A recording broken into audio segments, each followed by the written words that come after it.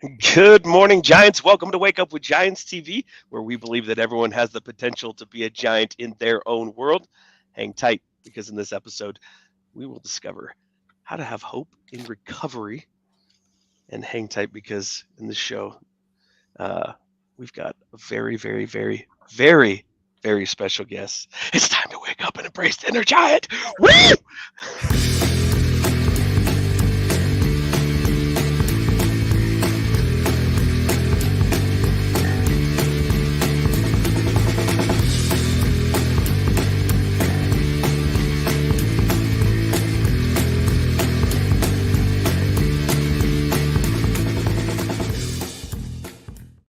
Good morning, Giants. Welcome to Wake Up with Giants TV. I'm Ryan Morris, known as Ryan the Line. I am the co-creator of Wake Up with Giants TV and the 12 Journeys coaching program. And I'm here with Nicholas T. Smith, the author of The Giants and the Smalls and the Art of Accomplishment. And today he's feeling a little blue. He's looking a little blue. I think there's a song about that. Yeah, I think somebody messed with his settings, because he looks about the color of blue. That's the other side. I'm feeling giant today, guys. That's right. Yeah, that one. Yeah. This one. Literally. Oh my gosh, it's awesome. Hey, this week we've got doTERRA that we're meeting with. That's going to be exciting. We're going to be doing a reading with all of their top executives there. Monday night, which is tomorrow night, 7:30 Mountain Time, we are going to be doing a introduction to the 12 Journeys, and be talking about surrender. So that's going to be awesome. So you can join that through Facebook, A Tribe of Giants. Yeah, actually, on that one, message us so we can get you the Zoom link, because this will be on Zoom. It's not going to go into the tribe. It's not posted anywhere unless you. But if you join a Facebook, A Tribe of Giants, then you can message us. Well, hey, then we'll get you the link. There's a workaround. Yeah, I got you. If you join YouTube, you can hit the alert button and subscribe and know when we go live every single dang time. And we've got a lot of things coming up. The thing that I'm the most excited about is that, and you don't have it in your background today, but you had it in your background last week. And I will get it right now. Oh, then I'm gonna make people sweat. Oh, there it is. It's gonna make people sweat it a little longer. Yeah. Here it is. It's you join the wait list for the tortoise's hair. Nick wrote another book, and it's time for it to come out. And so this is just something that just adds to everything that we've been doing. It's an amazing book. So if you want to get on that wait list, and we're going to be launching on 3/10. If you look up the synchronicity number 3/10, it's actually a pretty dang cool time to launch. So we're definitely excited for today's show. Nick, is there anything else too that I'm missing? No, I think you did pretty good. Yeah, one more. I answered my own question. If you want to get on the wait list for SG10 as well, that's the next coaching session, the group coaching. We're doing a wait list for that, because right now we're in the middle of SG9. So join the tribe and then message us, and we'll get you that as well.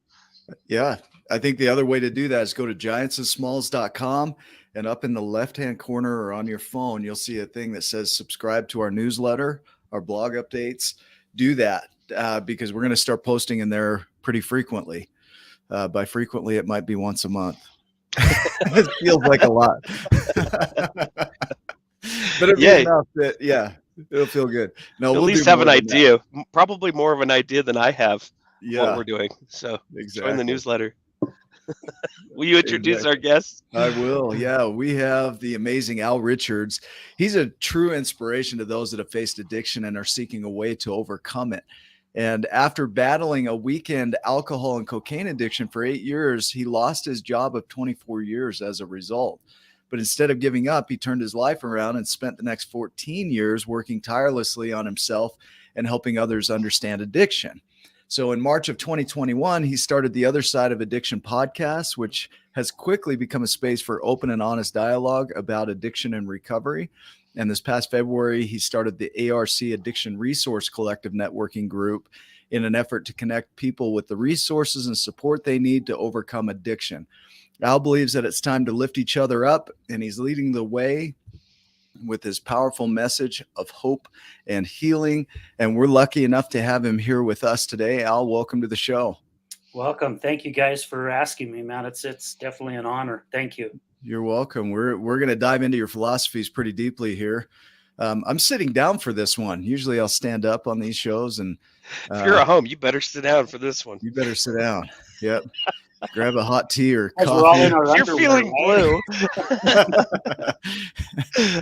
I'm literally glued to my seats, but I should probably go put pants on. Yeah. That was that's a requirement for today's show. Yeah, pantsless show. No, this is great. Al, we've known Al for quite a while. In fact, almost from the beginning of when you started the podcast. And today I think we'll get to dive into a little bit more about who Al is and what you're up to in the world. But I do like to go back in time to a point that had you awaken to your way of being, and maybe there were multiple parts of you that were at play at the same time. I want to talk about that because it's really coming up for me lately, is about all these things that are trying to protect us but kind of keep us stuck. But can you go back in time and talk about where you had this awakening to your way of being and what was going on in your world at that time? Well, that's a really good question, Nick. What happened right after I lost my job, to be honest with you. I had a couple of friends come up to me and actually they just called me and they were saying, hey, we heard that they let you go. And of course they didn't know at the time, right, what had happened. And again, as you said in the bio there, I lost it because of a dirty UA. I hadn't been drug tested in like 15 years, and this weekend battle. And it's crazy because a lot of people said, no, you had to do it during the week. No, I didn't do it during the week. It was always Friday and Saturday for 8 years. But when I lost my job, a couple friends called me and they said, hey man, this sucks. What are you going to do now? And I'm like, I don't know. And a couple of them said, you're a pretty great dude, but we never trusted you. And I'm like, what do you mean you didn't trust me? I'm like, I've never stole from you. I always treated you and your family with respect. We were always there to celebrate our kids' births and different things like that. And they're like, no, man, you're a liar and a manipulator. And I was really calling BS on it, when they were telling me. And I didn't get upset while they were telling me. We went through a conversation, but after I got off the phone with them, I really started thinking about it.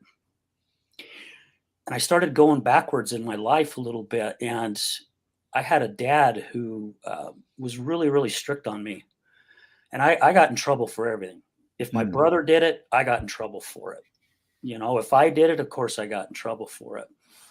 I learned how to lie and manipulate my way around that. And of course, if I ever got caught, I really got my butt whipped. However, I became really, really good at it. And I didn't realize I took it into my adulthood, not even knowing it. And it hit me pretty flipping hard. And I went through probably some depression for about 2 to 3 weeks after I lost my job, because, it's like the show that you guys did, at the studio with John and Ron was there. And my rug was ripped out from underneath me. I mean, this was my life. I worked my butt off to get to where I was at in that company, from the lowest paid mechanic all the way up into management, making excellent money. Spent 3 years in Bowling Green, Kentucky, getting a plant up and running more efficiently, installing lines. And I got to a point where I'm laying in bed and I have to thank my wife. She finally came home from work one day and she goes, you're better than this. And she goes, we got a bunch of gift cards when we got married, because we got married in May. I lost my job a month and a half after that. She goes, you're going to paint the living room. And I'm like, yeah, the hell if I am. Yeah, I'm comfortable just staying right here in bed, feeling sorry for myself, And we went and got this paint, and slowly but surely I started getting up and I started doing some things. And while I was doing this work, I really, really started thinking about who I was as an individual. Here I'm thinking I'm this flippin' amazing guy. I wasn't even close.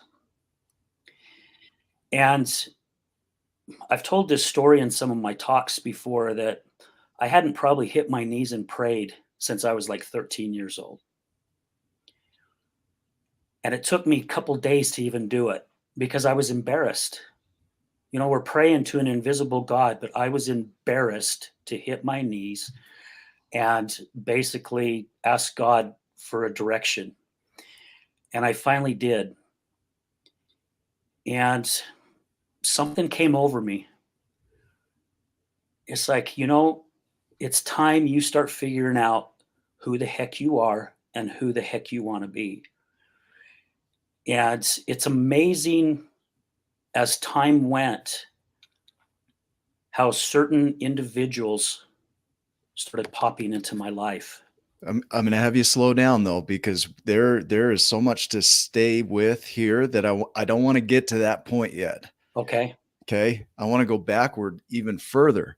All right. Because you had an awakening to something that was happening that you weren't even aware of. I mean, the drugs and the addiction, the cocaine, the alcohol every weekend, what was going on that was having you do that as an addiction? What was going on before your awakening, even into your depression after the awakening, right? You had this sadness and this realization like, holy crap, man, I've been this way. And that comes after the awakening. But let's go even further backward to what was going on in your world that even created you being in that situation in the first place. And not from a space of shame, but just a space of understanding is what were you feeling inside that had you do that? That's a great question, Nick, because a lot of the guests that I've interviewed, there's always something that happens in their life, right? That takes them down that different road. Yeah. And I have really done some deep searching, and it's crazy because all this happened in 2009, and it wasn't really until recently, to be honest with you, where I really started digging deeper, going, why did I go this direction? And again, as I mentioned, my dad being pretty hard on me, I was doing everything I could to make him proud of me. Yeah. I mean, even when I did something good, I remember even as, in my early 20s, I'd say, hey, I just got promoted, and he's like, yeah, whatever, and I was always moving towards that. And I believe that was actually the start of it. And when I came back from Bowling Green, Kentucky, right around 2001, somewhere in that area, they started putting more and more responsibility on me. Before I knew it, I had 43 employees underneath me. I was over 4 or 5 packaging departments. I was over all the outside maintenance. I was over housekeeping. I was over the parts room. I was over a lot of the man doors and stuff outside, and I had a lot of projects going on at the same time. And I think it was just between what I mentioned earlier and the pressure of the job. Yeah. Yeah. Just, I just felt like I couldn't be me. I couldn't release because I took my work home with me. Even after working a 14-hour day, I'd go home and that's all I was thinking of. It's like, what do I got to do tomorrow? Okay, this is the first thing I got to do tomorrow. This has got to be taken care of. And that's how life was. And then I also realized too that when I went through a divorce with my first wife, my girls were pretty young. Yeah. They were old enough to remember a lot of things. And that was one of the reasons why I went to Kentucky, is because every time my ex-wife and I were around each other, all we did was yell and scream and fight. And I could see how it was affecting our kids.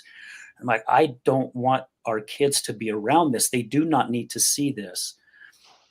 And there was a lot of things that happened in between that. So I believe also I was feeling a lot of guilt as a father. I had two beautiful daughters. Huh. And I made a lot of mistakes, and all I did was work. I listened to a podcast that John Apsey did yesterday, and he was talking about how much time he was away from home, and he was saying he was going and at birthday parties for other little kids, but he wasn't there at his own kids' birthday parties. I wasn't doing that. However, I was missing a lot of stuff. And I believe all this stuff was festering inside me without me even realizing it. Yeah. Can we call hang? it the journey of non-consciousness, right? Yeah, And yeah. Go Absolutely. ahead, you're just, a lot of it stems from the way that you were raised. So you were raised and you were blamed for everything. And so whether it was your fault or not, so you built up this defense, and you're trying to prove your worth, prove your value to your dad, almost non-consciously. That becomes your operating system, is lying and manipulating, because you were trying to put yourself in the best light and not get caught or not get hurt. So you're protecting yourself, but then you're also then wanting to prove to your dad that you're worthy, that you matter, that you're valued, you're successful. And so you're doing everything you can think of to do that, and it's not working. Yeah, it wasn't working at all. Are you okay to hang here for a minute? I think this is going to be Absolutely. kind of a different direction on this show, because the unconscious part, I've been diving into Richard C. Schwartz's work on the internal family systems. And just to give you a little background on that, it's that we have all these parts of us that show up always for our good, always for our good. And these parts of us start to adapt to the environment, and they develop protections, right? And so he calls it a family system, because like a family system out here, we have that going on in here with these different parts, and we learn to interact with these different parts. And you have one part of you that's really rigid and restrictive, kind of like your dad might be. And you have another part of you that's really scared and insecure. And you have another part that says, so he calls it these multiple personalities, and it's all in this unconscious state. But it's not the dissociative kind. It's not DID, right? Dissociative identity disorder. It's that we have these multiple parts of us that are learning to work together as a family, but it's not out here. It's all in here. And so when you look at what these protective parts are doing, is in the face of your dad, you developed this part that helped you to live and show up in a certain way that protected yourself in here, which is such an ambiguous concept. Self, take care of yourself. We don't even know what self is, right? But you develop these parts to protect that. And then they show up and they start living your life. And so on one hand, you feel worthy. On the other hand, you feel completely unworthy, right? On one hand, you feel powerful. On the other hand, you feel completely insecure. Yeah. And so if we play with this a little bit, is that when Al's living his life, he keeps busy. Busyness is a protective measure, right? Alcohol, a protective measure. Drugs, a protective measure. Like yourself is trying to, or these versions of you are trying to protect you from whatever's going on in your environment. And that's what they know to do. Right. So as you look at your development and these parts of you, this is one thing that I love, and I'm gonna rant, and then I'm gonna turn it back over to you. Right. Is that he says that compassion is a natural expression when we open up to ourselves. It's not something you have to learn. We think we have to learn compassion. It's like gratitude. It naturally expresses once you give space for whatever's going on in you. So as you reflect back on your development and all of these things that led to you creating an environment where you felt like you did that, and there's no shame in it, like, what do you notice about you in that space? I could see things in me, but about you, Al, what did you notice coming up as a protection for what you had learned prior in your life? Does that make sense?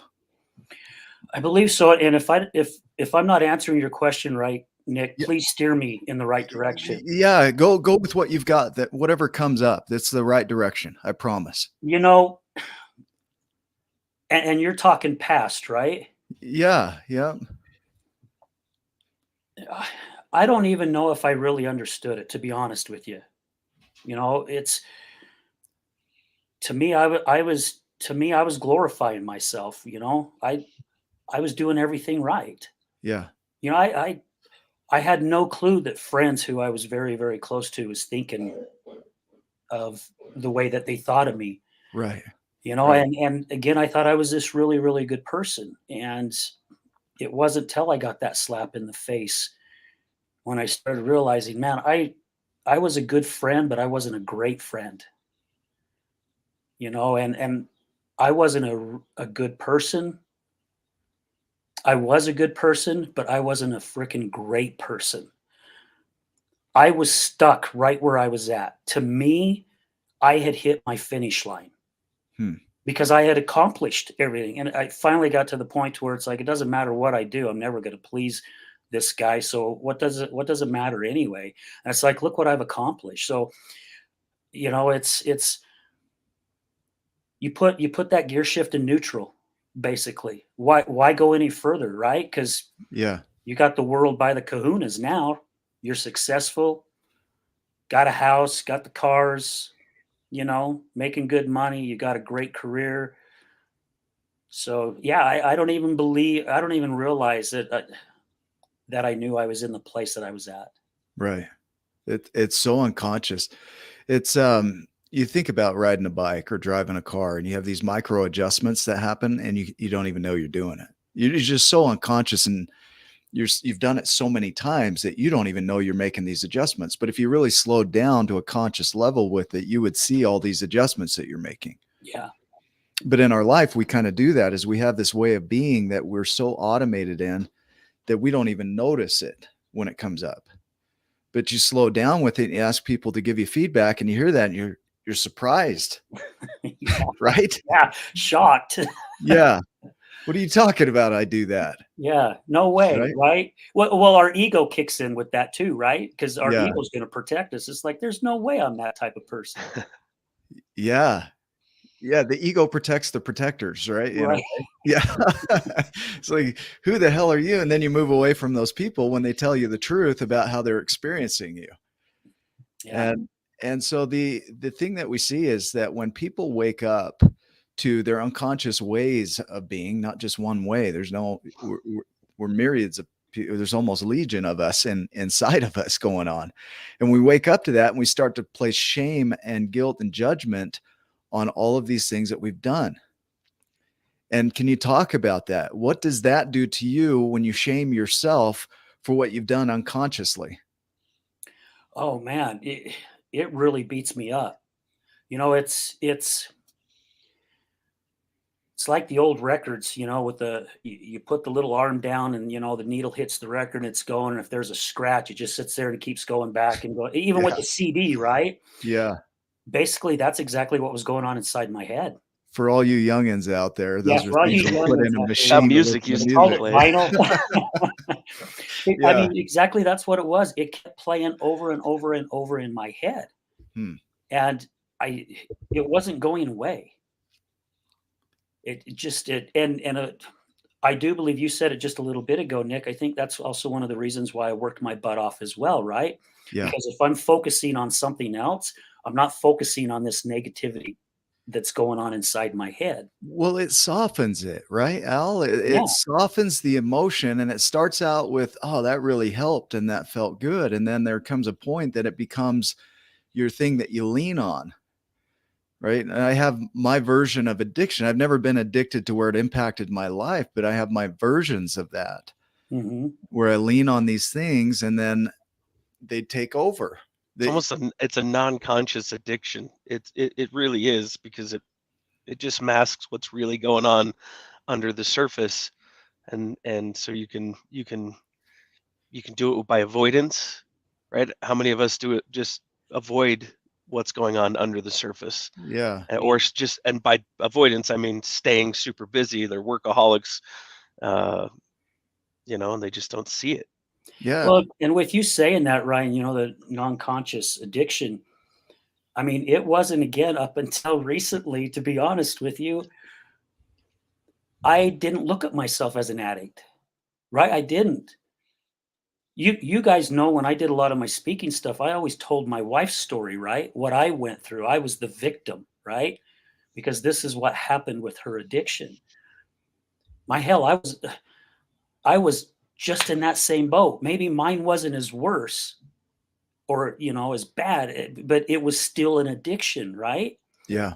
Because I looked at it as, oh, come on, man, it's only 2 days a week. It's Friday and Saturday. This is my release. I get to forget. I get to forget everything that's going on in my life for Right. 2 days. And then I'll get my act together again. And I did it for 8 flipping years. It's tolerance, right? We learn to tolerate our difficulty. We learn to tolerate our heavy emotions. And we're not designed to just tolerate life. That's where suicide and addiction come from, is this tolerating these heavy emotions, and there's no room for them, not in the world or in ourselves. It's almost like we make ourselves so shameful that we numb out just to exist. Yeah. And what we want to create here is some space to not just exist in your life. We want to do healing, to really sit with in compassion these parts of you that showed up to protect you. I remember you telling Janan's story, and talking about how she did this and what that led to. And I am so grateful that you're talking about Al, that you're looking at, wow, where was I at in all of this? And who am I in my world and what I created? Because that's really where it is anyway. I think Byron Katie talks about that. As long as you think the problem's out there, as long as you think it's something out there, then there's no hope. Yeah. Right? Yeah. You know what's crazy, Nick, if I can touch on this just really quick here, is Dave DeRocher. Yeah. From the Other Side Academy, and Robin Sims, right? Two amazing individuals. And I had a meeting with Dave because after our event last August at the Dixie Convention Center, I went up to Dave and I said, "Hey, Dave, I'd like to schedule a time where I can sit down and talk to you, man. I love how powerful you are up on stage, and I want to be that same type of person and get a story out and get people to open their eyes." And of course, it took a long period of time, but he finally had some time, and I went in and sat down with him and Robin. Yeah. And Dave asked me why I wanted to meet with him. And I gave him my answer. And he goes, "So then you're giving me basically the open range to say what I need to say." Yeah, shoot. Wow. And he's the one that says, "Al, start telling your frickin' story. Stop telling your wives. You will be more powerful telling your story than you will your wives." And then Robin chimed in and she shared her thoughts and feelings on it as well. And at first, when he first started telling, because Dave's pretty aggressive and he'll say what's on his mind, which is perfect, right? Yeah. I felt my ego coming up, man. It was laying the bricks down, building that wall up as quick as possible. Yeah. And wow. I'm so grateful and blessed that I recognized it. That wasn't that long ago, Al. This was just a little over recent. like 4 weeks ago or so. And I knocked that freaking wall back down and I said, "You sit here and you listen to what he has to tell you." And I did. And that was a blessing that was answered that day, because I went to the studio to record a show right after I left his office. Robin happened to be my guest co-host that day. Our guest never showed. And we're sitting there in the studio and Robin's like, "So what do you want to do?" I'm like, "I guess it's time to tell my story." And she's like, "Are you serious?" "Yeah, let's do it. You're the host. You're going to interview me now." And it started it, right? It started this whole snowball rolling downhill. Oh man. And we're just getting started on it. Like Al Richards, as you knew him in the past, he was powerful as he was, but nothing near what he's capable of. And it's amazing how we can use the story of others for so long. I have my story of my family, my mom. My mom's she passed away about 6 years ago, but I still hold it over her head. I find myself still doing that as a protection, right? Well, my mom's been passed for a long time, and my childhood is 30 some odd years ago, right? Yet the one carrying the story forward is me. I hold myself hostage to the story, and I hold other people hostage to my story. Does that make sense? Oh yeah. I hold them hostage. Yeah. And her to hers too. Yeah. Exactly right. And the truth is that none of this is happening out here. None of this is happening because of anybody out here. It's all happening because of the story I choose to repeat in here. And all these protective parts. There's no shame in it. If I could really sit with these parts of me that developed those protections, they had my best, I I guess they had the best intentions. I lost the word there for it, but they had the best intentions for me when they created what they did. But the challenge is that they got in the way. At a certain point, they were no longer useful. And so there has to be an upgrading. And the only way that can happen is within us. So for Al to continue to share that story, I love that Dave did that, because for Al to continue to do that makes Al less powerful because he's not telling his story, right? You know, and something else I want to share here before we go on to the next one. And yeah. Oh, you know, as I said at the beginning of the show, I have 2 beautiful daughters. Yeah. My oldest daughter and I have always been really close.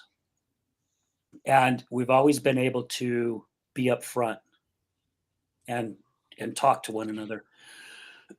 And about 4 weeks ago, I'm at work and the phone rings, and I just happened to just be stopping to get a drink of water at the time, and I answer it, and she's like, "Hey, Dad." I'm like, "Hey, sweetie, what's up?" And she goes, you know, busy as always. And she goes, I want to talk to you about something.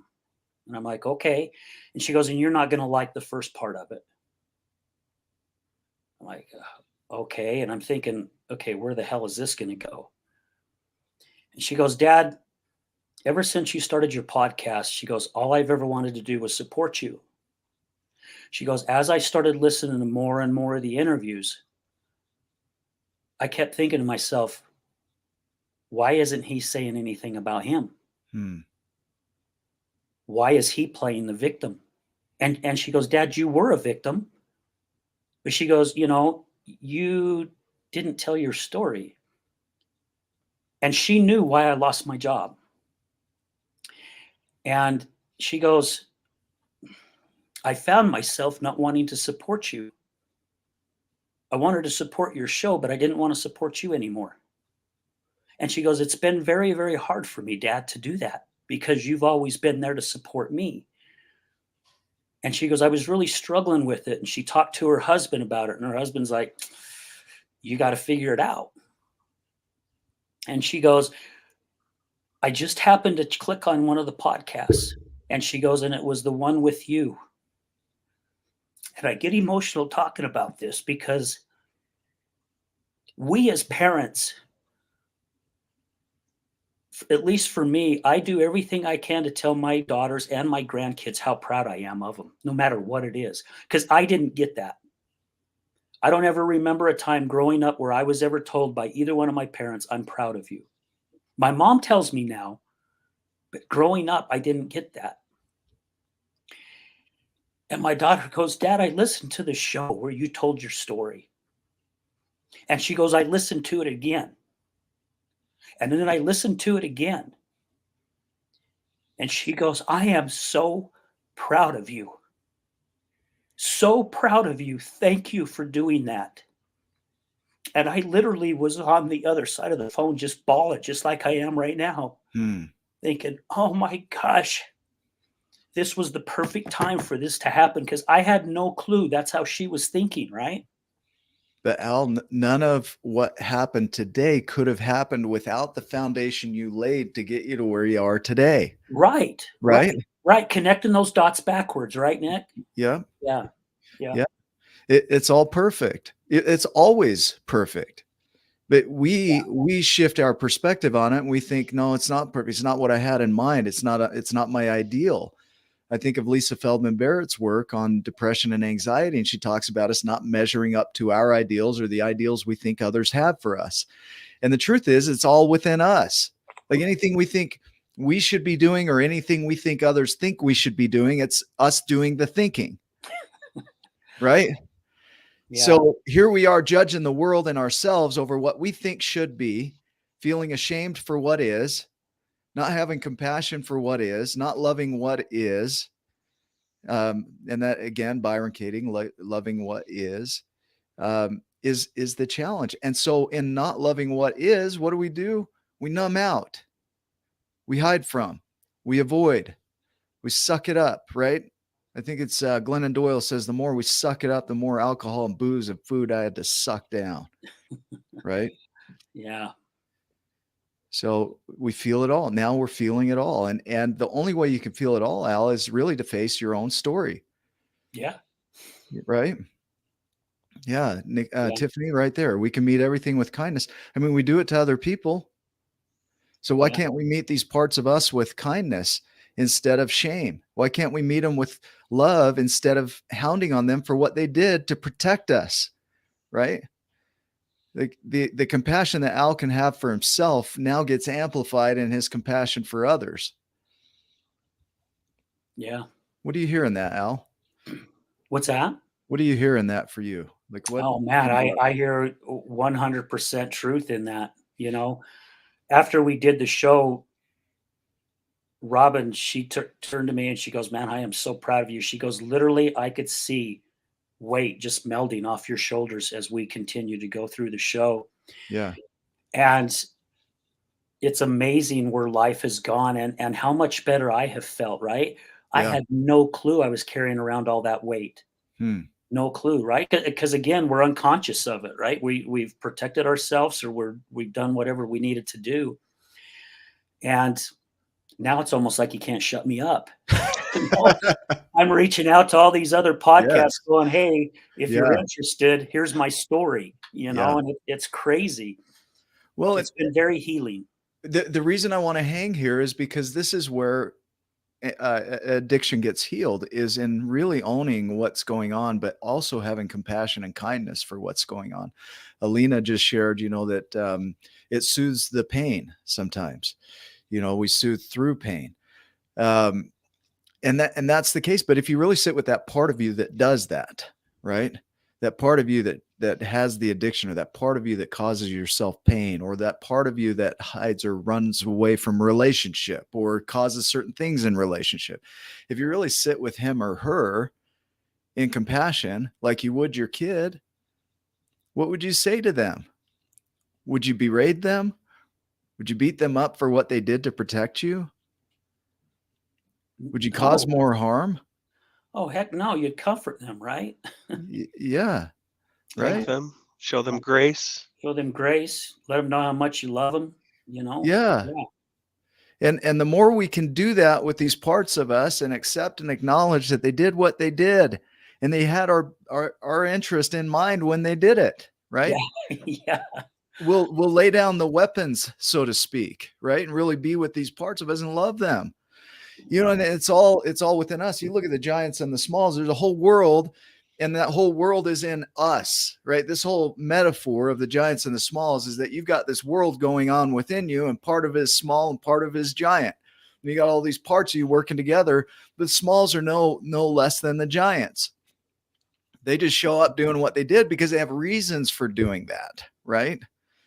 They have their reasons. Now, all we want to do is help them update or upgrade those reasons, which allows them to become giant. And you'll do that again and again. You'll always have something in your world where you feel small, and it's an opportunity to sit with and have compassion with and kindness toward and upgrade so that you can start to have hope in your life again, right? Yeah. And I believe when you do that, I'm a firm believer God starts placing the right people in front of you. I mean, I go ahead with that. because it helps you. It's like if you're out hiking and you're with a guy friend or even a female friend, and you got to step over a creek. It's like he's always there to reach out that hand and say, "Here, let me help you over this." Yeah. And then of course you're on your own right after that again, right? Until you come to the next one. Huh. Yeah, beautiful. I love the idea of that is, as you start to have compassion and love for yourself and you start to open up, like you said, there was this immediate release that you didn't know you needed. You didn't even know it was possible because you were living your life and you're doing the best you could with what you had. And then you start sharing your story and there's this next level that's unlocked and you're like, holy, I didn't even know this was here. Right? Dave DeRocher sits down with you and says, "Can I speak clearly with you?" And I love what they do. They do crucial conversations over there, and they put you in a room and people get to speak how they experience you. And you get to sit there and listen. They put us in the room and did that. Yeah. I went through the same thing when I did my talk out there too, man. And I think within about 3 minutes, I have beads of sweat forming on my head. and it's not real, but you do, right? You get these. I didn't mean to do it, and you didn't even do it, right? Right. Yeah. but they have this way of speaking truthfully about how they're experiencing others. They don't mince words. So when Dave sits with you and he's learned how to do that, he's not going to beat around the bush. Yeah. And what an opportunity for you, if you'll hear it, to grow in ways you never imagined. I think that's in the book. You're going to grow in ways you've never imagined. And it's already happening. I mean, Right. seriously, it is already happening. I'm just in shock, and I'm so grateful for that day. Because even when I left his office, headed to the studio that day, you know, we're all kind of hypnotized. And you said earlier, you know, when you get in a vehicle, you just kind of take off and everything seems to work. It's, you know, because you're so used to doing it. I don't even remember how I got to the studio. Because everything he was saying was just replaying in my mind. And yeah, it's just made a huge difference in my life. That's for sure. I can't believe we're 40 minutes in. It feels like a 5-minute conversation here. Yeah. How did we get here? Right. I'm just waking up. Is your clock faster than others? Yeah, I guess so. Well, you know, can you pull up Alina's comment there, Ryan? Mm-hmm. It's a bombarded by negativity and injured child. And that's what happens is we get overloaded and flooded by these intense thoughts and emotions, and they take over. And so we do what we've learned to do to manage those, which it could be a lot of things for different people. It could be alcohol, it could be drugs, it could be food, it could be work, it could be sex, it could be self-harm and cutting. It could be all these things, right? Mm-hmm. Because we get overloaded, and that's what we've learned to do to protect ourselves when we get overloaded. And to be able to sit with that person within us and just say, look, I love you. I know what you're doing, and I'm so sorry that you're experiencing that right now. And like we would a child, just be with them and recognize what they're doing and say, hey, can we upgrade that? Is it okay to change that? Is it okay to shift our view a little bit, just like Al did, right? And start to see the world and express the world a little differently. And you get their permission. You apologize for whatever you need to apologize for. I think it's powerful. Ryan, did you have a thought there? Yeah, it was that thought about when I accomplish this, or when I get to this level, or when I have this thing, then it'll be okay. Like it's Al. It's a never-ending chase to prove your worth. You know, to show your dad you're proud, and it would never come, never get, like you could keep going forever and always be chasing that, and at some point, boom, you had an interruption. It was a giant laughing in the distance, and that giant happened to be losing the job, or you know, or hitting your low point, and you hear it laughing in the distance, and you look up, and then you start to wonder, or it's Janan saying, you're a giant. What the heck are you doing playing small? Paint the freaking room. Yeah. Yeah. Right. Yeah. So those things, those giant moments where they could put you on your shoulder and stand up. And sometimes those things those giants could be hard, difficult, or negative experiences, quote unquote. It could be losing the job. That's the giant that puts you on the shoulder, that wakes you up to how you're playing in life.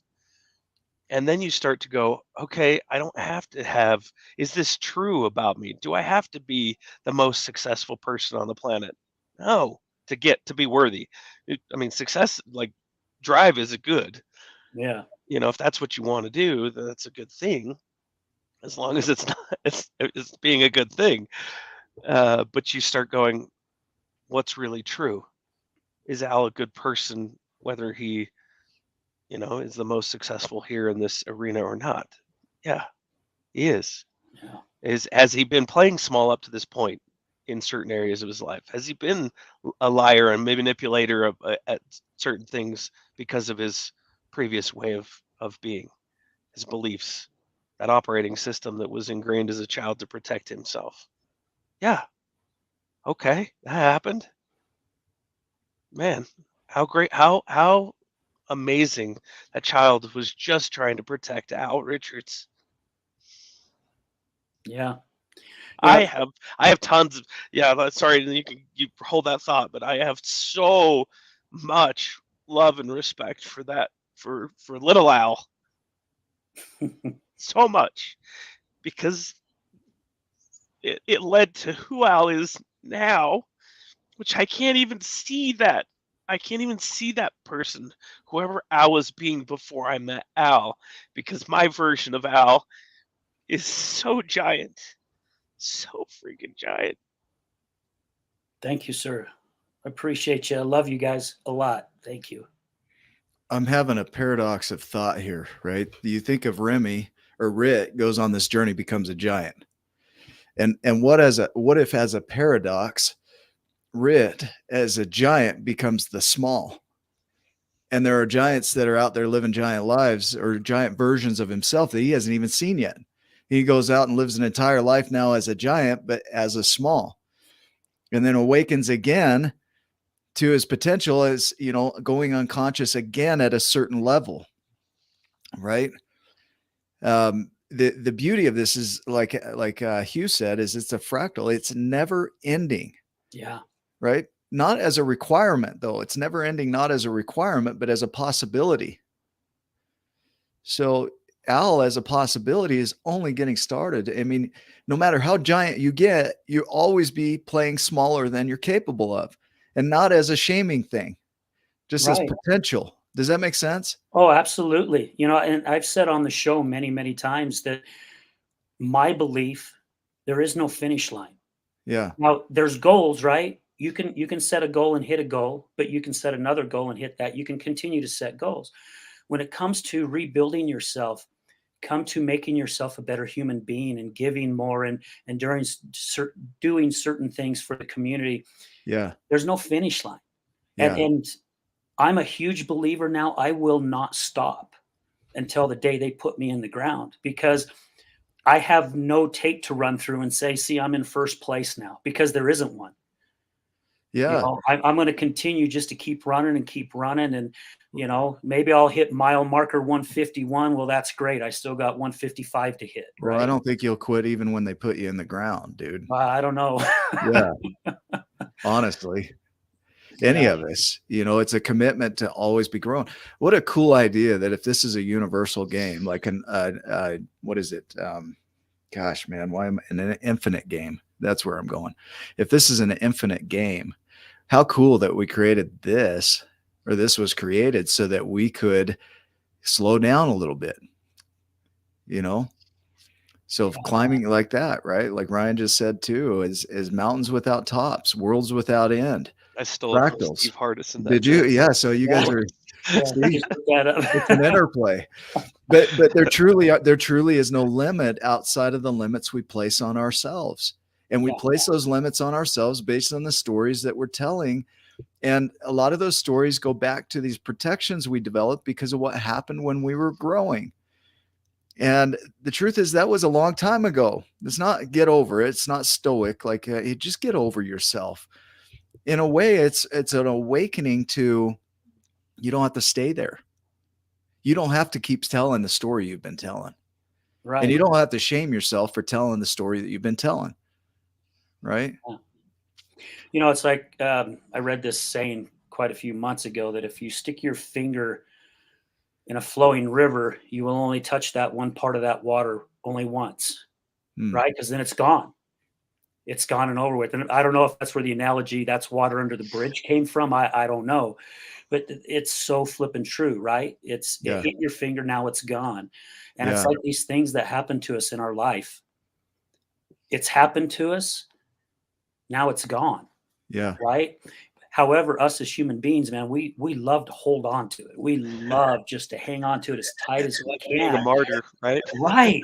It's what are we holding on to? Like you grab the water and you hold on to it, you open your hand and it's gone. It's gone, right? Yeah. Right. So it's having to do that too with things in our lives, right? We can't beat ourselves up over it. And I've come to realize, especially in my journey since 2009, but most recently here, just probably in the past year, that it's gone. Yeah, it's gone. Let's make new memories. And am I going to stumble and plant my face down in the mud again? Yeah, number of times I'm going to do it, but it's okay. I had a gal on our show just last week by the name of Rochelle. And she talks about what she's doing now. She's a hairdresser, and she has this book she's writing, The Confession of a Red-Headed Hairdresser. And she goes, she realized that a lot of these women come in that she works on are always telling all these stories. And now she's become kind of like their therapist. And she goes, I love standing them up, dusting them off, and straightening their crown, and let them know they can go any direction they want to go. It's up to them, right? Which do you choose to go? And I thought that was so cool that she said it that way, you know? It's available to all of us. I look at these comments, I'm watching them come across. You know, Hugh saying thank you for not surrendering, you know, not giving up. Alina, I've got an echo here a little bit, but Alina talking about that this is available at every level. That we all have that available to us no matter where we are in our world. Yeah. Yeah. Can you speak to that? Okay, say that again.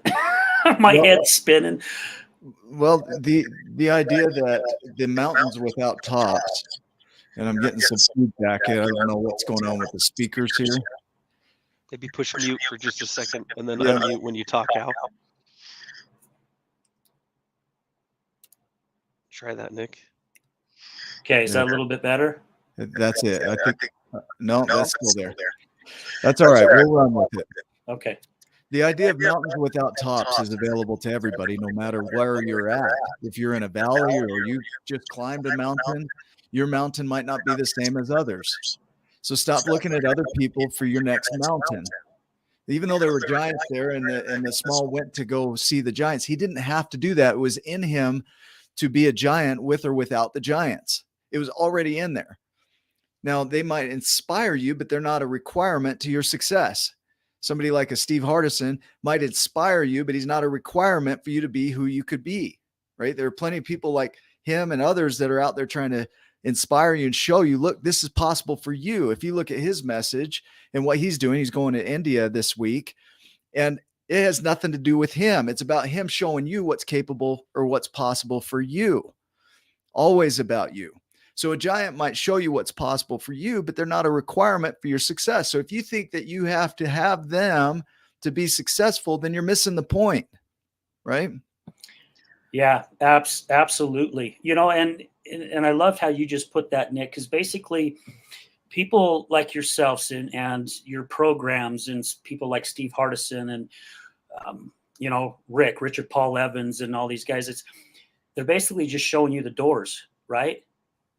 They're showing you the doors. It's like, here's a door. It's up to you whether you want to go through it. I'm just leading you up to the door. You know, it's in a way, it kind of reminds me of the game we used to play when we were little kids at birthday parties, pin the tail on the donkey, right? They put the blindfold on you and they spin you around, but then they kind of put you up to it, right? They just put you in front of the target. At least you're in front of that target. And I don't know if that's a good analogy or not, but, you know, it's just kind of how I see it. That's it. They put you on their shoulder. They put you in front of the target. They inspire you to see you. Yeah. But, you know, I went through anger management in my early 20s. I had a really, really bad temper. I was in the emergency all the time because I was either putting my fist through windows or doors or walls or kicking things or throwing things. And I finally realized after I hurt somebody one day that I don't want to be this person anymore, man. This is bad. And again, that's what I grew up around. If something didn't go right, you threw a fit, right? You threw things, you kicked things. Someone got in your face, you got in their face. And I remember the person that I was working with, my therapist, she literally was getting me pissed off. And she was doing it for a reason. I could remember my legs were bouncing up and down. I could feel my fists starting to tighten up. And she goes, "How you feeling?" And I remember I was gritting my teeth and I'm like, "Why are you doing this, man? I don't understand. You're supposed to be helping me. And, you know, I'm not getting this." And I'm getting really heated. And she flipped over this piece of paper. And on this piece of paper on the other side was a circle. On the left side was all dark black, and it had all these little paths. On the right side, it was all white, and it had all these little paths. And she goes, the dark side is your anger. The light side is not. She goes, where are you right now? And I'm slamming my finger down on the piece of paper on the desk on the black side, right? Because this is where she's put me, right? I'm not taking accountability. I'm blaming her. This is where you put me, right here. And after she let me rant and rave for a little bit, she goes, so why didn't you choose the other one? And I remember it just freaking just stopped me dead in my tracks like that. Just like that, right? And I'm looking at her and she goes, I want you to answer this. Why do you like feeling angry? I said, no, that's why I'm here, for you to help me. She goes, so why did you choose that side? Because that's the side you always seem to choose. Why didn't you choose this one? And that light bulb finally went off. Holy hell, I have a choice? I didn't realize I had a choice because it was so ingrained in me that I thought that was the only direction to go. If I saw this one over here, it didn't matter, right? Because this is the way I'm supposed to go. And I think we get trapped in our lives like that way too much. Ryan, I cut out that comment there. Do you want to pull that back up? Yeah. It's always there. Yeah. We have that choice, and you know, giving grace to whatever was in our lives is a big thing. Being able to just see our lives as they were, as they are, like Steve said, accept it, love it, right? Forgive it. The word forgiveness, if I think about that, is to not cause additional harm with it. That's my favorite definition. Don't cause additional harm with whatever was or whatever is. Let's just move on, right? Love it. Yeah. Well, it's all part of our journey, right? Yeah. I mean, really it is. It almost kind of like the giant and the small's journey again, right? This is our journey we were supposed to take. Now, and it's up to us to decide which path that we decide to go on. You know, like, again, it comes down to choice. Yeah, I like that. Ryan, do you have some other thoughts around this? You know, I'm super grateful for having this conversation, and there's much more, I'm sure, to this whole conversation that can be talked about than in an hour. And so, Al, we'd love to have you on again as an expert panel guest, and we need to continue to dive down in this. But I'm grateful that you changed, that you woke up to the way that you were being, and then shifted, adjusted, did something different, because you had the choice not to. Yeah. Yeah. And so, and look at the people that have been affected by an Al Richards.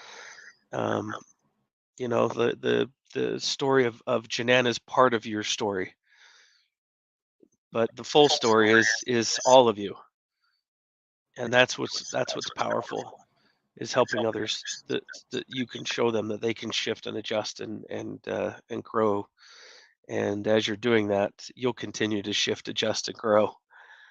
And so thank you so much for all that you do, my friend.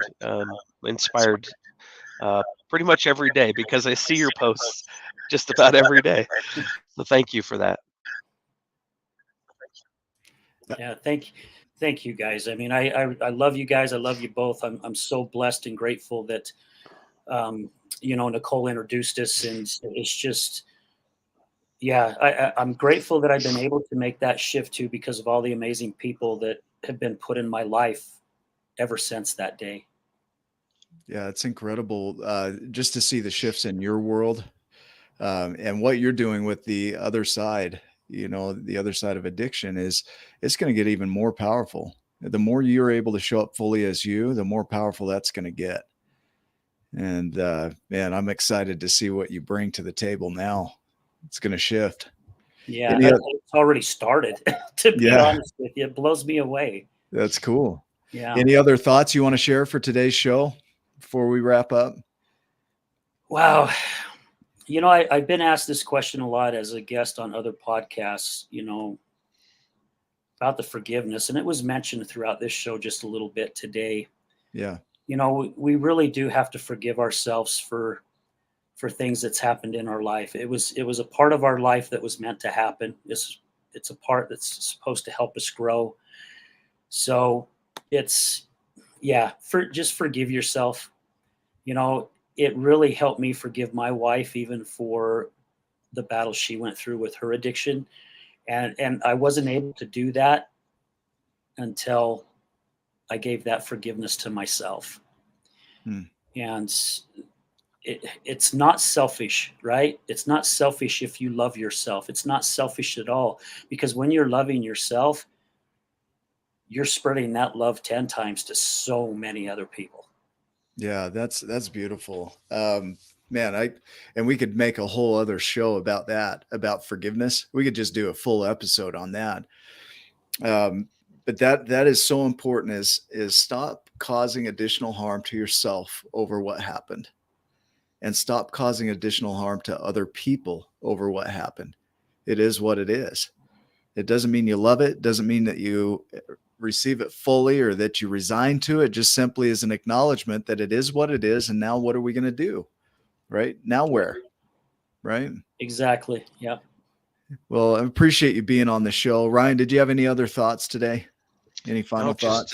Just find Al. You can find him the other side of addiction, with Resilience Talk Network. And if you find us, you'll find Al. I just about guarantee that. So yeah. If you can't find Al, find us, and then find Al through us, because the conversations he has, you might think that you have to be an addict or have somebody that's an addict in your family, and his conversations, although center around that, if you pay attention to the process and the meat and potatoes of what they're talking about, there is so much gold inside of those conversations. And then you can listen to it as if it was your life. And what are you addicted to? Maybe it's the avoidance. Maybe it's the fear of not waking up to your story. Maybe it's you're addicted to the non-consciousness. So you can hop on his stuff and gain wisdom and knowledge and some clarity for yourself. And the people that are in there, you want to talk about people with heart. Yeah. That is a place for people with heart. I tell you what, the guests that we have on our show are some of the most amazing individuals I've ever met in my life. They really are. They are just, and it's crazy because Steve Hardison popped up a little bit. His nephew Jordan was on, and I didn't even know they were nephew and uncle until I saw one of Steve's comments on one of the posts, and just a phenomenal man. These guys are incredible. Yeah, some amazing comments today to those of you that are watching live. Man, that's thank you for making the show what it is. As always, these comments really drive some of the conversation, because we can see where you're at as you're listening. And these shows are about you. They're about us expressing where we are, but the hope is that it inspires you where you are to do more in your life, because we know it's there, but you don't have to. There's no requirement, right? Nobody's going to come snatch you out of your small village and stretch you into a giant. That's what we joke around with Laura Lunt about, is being a small snatchers. We don't do it that way. We inspire, and hopefully if that works for you, you start to grow on your own and you move towards your potential, but never as a requirement. And so we love you. We're grateful for you. We hope that you'll share this episode with somebody in your life that you think it would impact, that you'll go out and do that. And most of all, come join us in the Tribe of Giants. If you're not a member of the Tribe of Giants, it doesn't cost you anything, just your attention. That's it. So come join and engage with other members around the world who are doing what you're doing, other people who are on the same path you're on. Support each other, love each other, share where you're at, what you've learned, and inspire each other into your giantness. We love you. As always, you're exactly where you need to be. You're right on time, and you're doing exactly what you need to be doing. So trust that. We'll see you in the next episode. Love you too. Love you guys.